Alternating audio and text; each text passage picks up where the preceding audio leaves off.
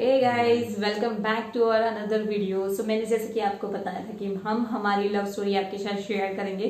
Facebook पे हम कैसे मिले, कब मिले, क्या हुआ, तो पूरी हिस्ट्री आज मैं आपके साथ शेयर करने जा रही हूँ। तो फॉर द फर्स्ट टाइम हम मिले थे 2011 एंड में, दिसंबर में हम मिले थे फेसबुक पे। उसके बाद 2012 में ये मुझे मिलने के लिए आए, 2012 जनवरी में।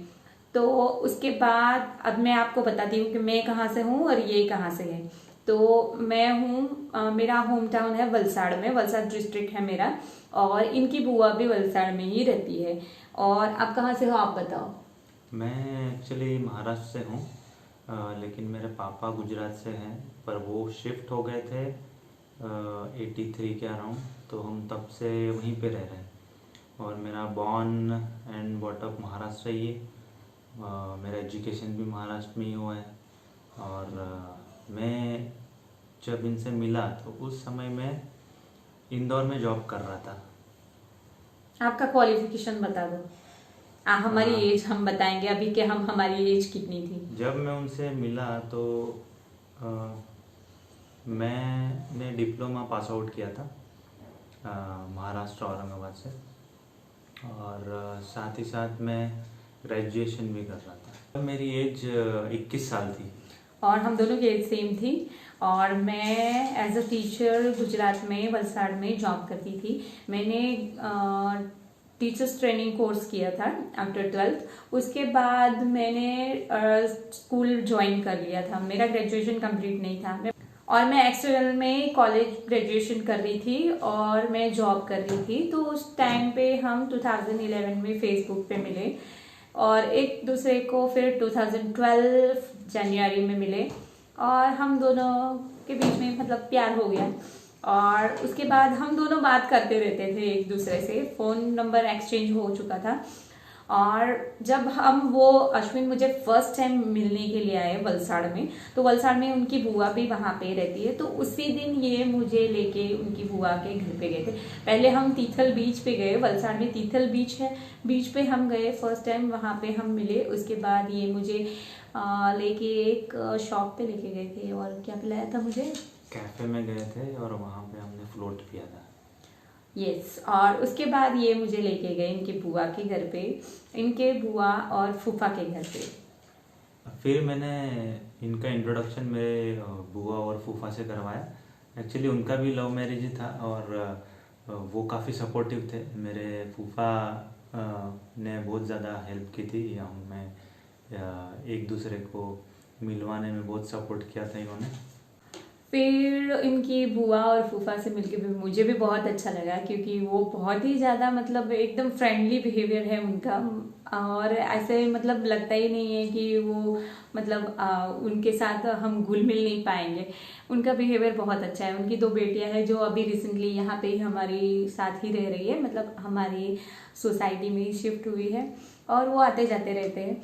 और अभी फिर उसके बाद क्या हुआ कि उस दिन मुझे बहुत ही ज़्यादा लेट हो गया, क्योंकि मैं स्कूल के बाद ट्यूशन्स करवाती थी, और अराउंड 5 o'clock मैं घर पे पहुंच जाती थी। और उस दिन मुझे इतना ज़्यादा लेट हो गया कि मैं घर पे पहुंच नहीं पाई। फिर ये फूफा की एक्टिवा ही लेके आए थे ना, फिर एक्टिवा लेके मुझे छोड़ने के लिए मेरे घर के पास तक आए थे। तो मुझे उस दिन इतना डर लग रहा था। फिर ये मुझे छोड़ के, उन्होंने रास्ता भी नहीं देखा था, गांव के रास्ते, पता है मैं विलेज में ही रहती थी, तो फिर भी मुझे ये छोड़ने के लिए आए। फिर मैंने मेरे घर पे बता दिया था प्रिया के बारे में। वो तो बहुत ज़्यादा खुश थे। वो बहुत ज़्यादा खुश थे और वो इंस्टेंटली रेडी भी हो गए थे। और इनके बड़े भाई हैं, उनकी शादी नहीं हुई थी पहले, और इन्होंने मुझे पसंद कर लिया था, फिर भी वो लोग रेडी थे। और हमारी एज अराउंड, हमारी जब शादी हुई तो हम 22 ईयर्स के ही थे। और मेरी बात करूँ तो मैं जब इनसे बात करती थी तो मेरे भाई ने मुझे पकड़ लिया था, मेरा मोबाइल ले लिया था। और पापा को भी बता दिया था। सब बहुत गुस्सा हो गए थे, मोबाइल नहीं दे रहे थे और मैं किसी किसी का मोबाइल चुरा के उनसे बात करती थी। फिर उनको तो भी फिर भी पता चल गया कि ये फ़ोन पे किसी के साथ बात करती रहती है और ये वो। तो फिर उन्होंने सामने से मुझे बोला कि कौन है वो, उनको हमसे मिलवाओ, उनको बुलाओ।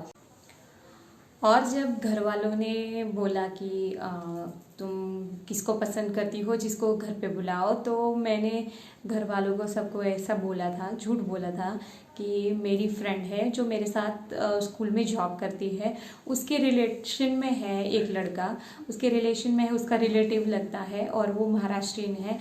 और फिर मैंने ऐसे झूठ बोल के घर वाले को बताया था और घर वाले माने थे मिलने के लिए। मैंने डायरेक्टली किसी को ऐसा बताया नहीं था कि हम फेसबुक से मिले। अगर मैं ऐसा बता देती कि हम फेसबुक से मिले तो शायद वो कन्विंस नहीं होते और नहीं बुलाते। फिर मैंने ये बात सबसे छुपा के ही रखी थी, किसी को बताया ही नहीं था। अगर बता देती शायद वो नहीं मानते। तो वो रेडी हो गए और फिर मैंने अश्विन को बताया कि मेरे पेरेंट्स चाहते हैं कि तुम लोग आ जाओ घर पे।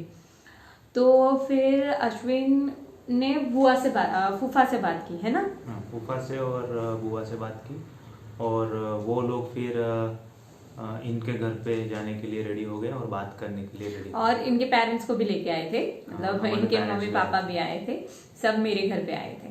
फिर हम दोनों के पेरेंट्स एक दूसरे से मिले, एक दूसरे के साथ बातचीत की। और हम लोग इतना लकी है कि हमारे पेरेंट्स बहुत अंडरस्टैंडिंग थे और इनके पेरेंट्स ने मेरे पेरेंट्स को कन्विंस कर लिया और वो रेडी हो गए।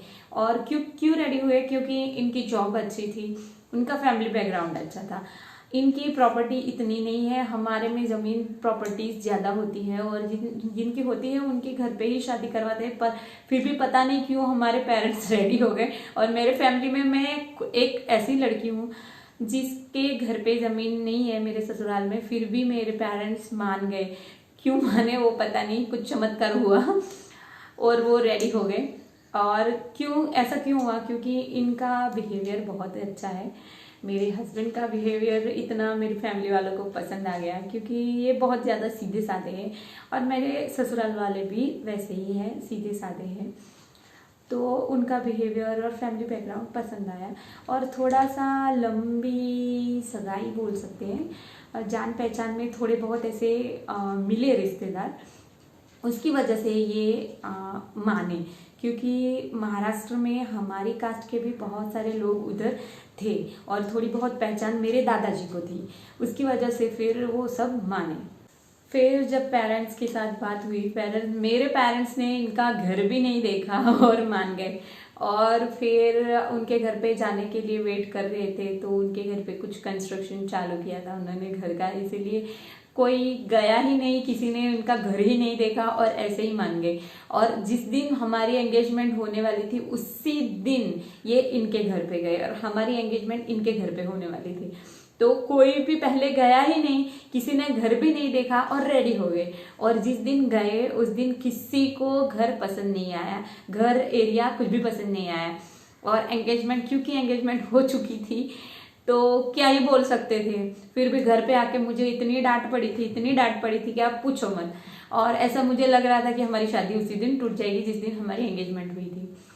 फिर भी मैंने हार नहीं मानी और मैंने बोला कि मुझे अश्विन से ही शादी करनी है, इनके साथ ही रहना है। तो फिर पेरेंट्स माने, जैसे तैसे करके माने। सब लोग रोए भी, बहुत ज़्यादा हुआ भी था। और सब बातें मैं अभी आपके साथ शेयर नहीं कर सकती हूँ और क्योंकि इसमें फैमिली का नाम आता है, जो मैं सबके नाम लेना नहीं चाहती। क्या हुआ क्या सब कुछ मैं ऐसे बताऊंगी तो ये वीडियो शायद हमारे फैमिली वाले सब देखते हैं, किसी को भी बुरा भी लग सकता है, सो मैं नहीं बता सकती। हमारी एंगेजमेंट से लेके शादी तक हमको इतना डर था कि शायद हमारी शादी टूट जाएगी, हमारी शादी ही नहीं होगी। और ये डर अश्विन को, मुझे और इनके खास करके मेरे फादर इन लॉ, इनके पापा को था कि शादी के दिन तक था कि शायद शादी अच्छे से होगी या नहीं, टूट जाएगी। ये डर लास्ट तक था। और किस बात का था ये बात मैं आपको नहीं बता सकती, सॉरी।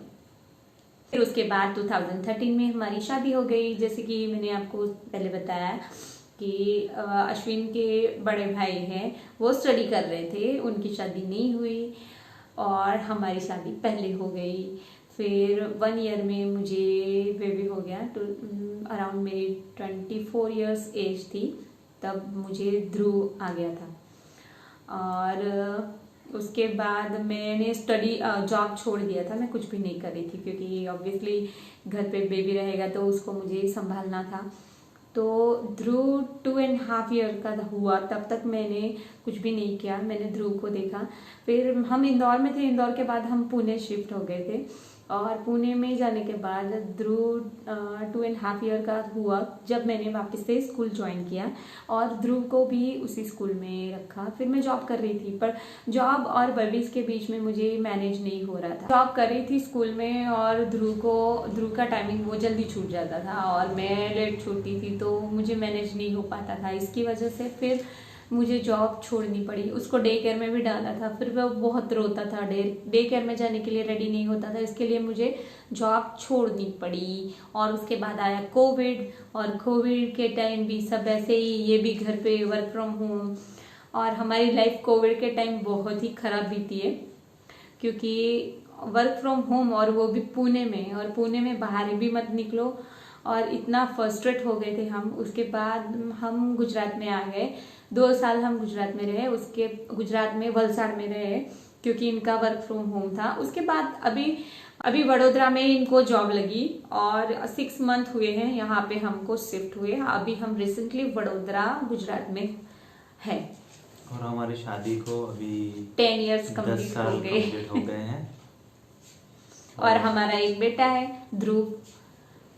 और ये है हमारी फैमिली, हैप्पी फैमिली। और लाइफ में अप एंड डाउन्स तो बहुत ही आए, पर क्या ही बता सकते, सोशल मीडिया पे सबके सामने नहीं शेयर कर सकते सब चीज़ें और नहीं बता सकते, सब चीज़ बताया नहीं जा सकता क्योंकि ये वीडियो फैमिली वाले भी सब देखेंगे। और ये है हमारी हैप्पी फैमिली। शादी के 10 इयर्स हो चुके हैं। हमारी शादी हुई थी 2013 में 18 फरवरी को और हमारा बेटा है एक और हमारी छोटी सी फैमिली है। तो अभी मैं मिलवाती हूँ मेरे बेटे से। Dhruv come first. I love my mama and papa. I love you, mama and papa. I love you too, बेटा। क्या तो सामने कैमरा हाय करो, से हाय। Hi.